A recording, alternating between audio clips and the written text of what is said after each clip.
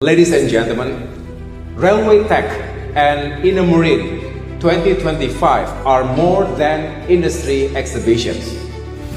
They are platforms for sharing knowledge, showcasing cutting-edge technologies, and strengthening collaboration in the railway and maritime sector. These forums help align public policy with private innovation and support the development of a more integrated, efficient, and resilient transport ecosystem. Our commitment to integrated connectivity is reflected in the drafting of the National Transport System Bill.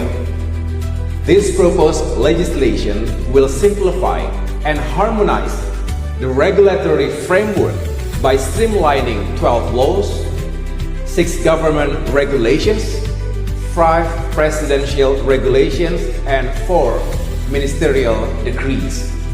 The bill is designed to enable seamless multimodal transportation to enable seamless multimodal transportation and improve coordination across regions and institutions. More broadly, it supports our national goals, including achieving 8% of economic growth, accelerating development in Eastern Indonesia, and strengthening our resilience in food, water, and energy security.